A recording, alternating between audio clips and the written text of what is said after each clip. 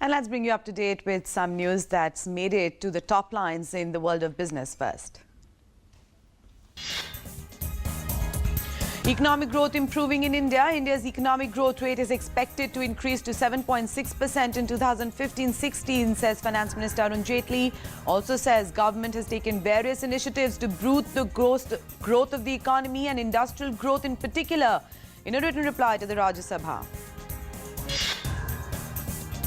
Gold hovers just below 13-month high, supported by a weaker dollar and lower global shares after Chinese trade data fueled concerns about the state of gold demand. Prices in the domestic market zoomed to above 29,000 rupees per 10 grams following spurt in international price. The CBI registers case against several senior officers of Syndicate Bank and others for causing an alleged loss of 1,000 crore rupees to the state-owned bank. Conduct searches at 10 locations across 3 cities, including Delhi.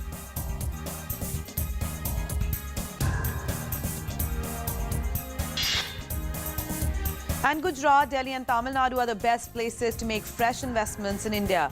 This according to the latest survey by National Council of Applied Economic Research, based on 5 pillars such as labour, infrastructure, economic climate, political stability and governance, and perceptions of a conducive business climate.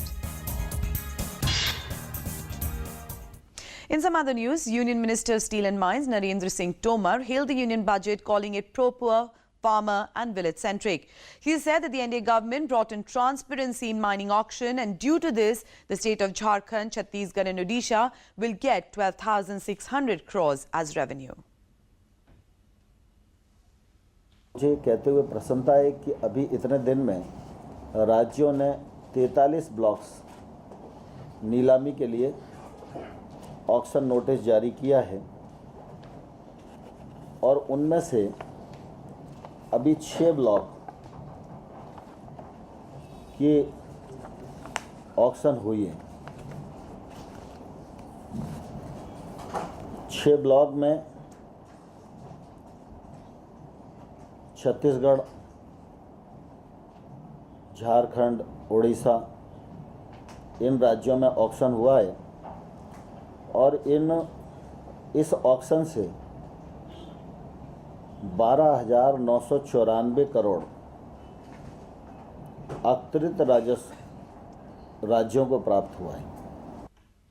And now let's get you an update on how the stock markets are performing in India as well as across the globe. We're going to begin with the Asian pack first. There's some negativity that we're seeing where the Asian bourses are concerned. The Nikkei, Straits Times, Hang Seng and the SGX Nifty all trading in the red, currently down between 0.5% to about 1.5% in morning trade. Let's also talk about the US markets. Well, there was negativity that we saw in the US markets as well. Under pressure, the Dow, S&P 500, NASDAQ all closed in the red yesterday, down about, again, 0.5% to about 1.5%. Similar scenes were witnessed in the European markets as well. The FTSE 100 and the DAX closing in the red, whereas the Indian market showed some support and the Sensex was slightly positive, up about 12 points, while the Nifty was pretty much flat in yesterday's trades. We'll see how that's going to pan out today. Talking about the currency, the rupee versus the dollar equation, marginally the rupee under pressure to close at 67.35 versus the dollar.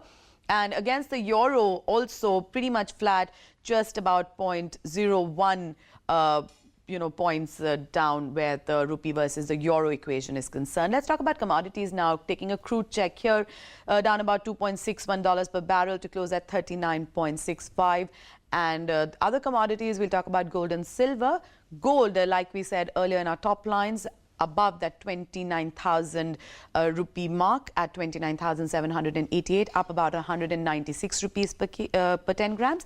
And silver marginally down about 193 rupees per kg to close at 37,376. So those are some of the stories in Finance World today. For the rest of the news, is back to Preeti and Nancy.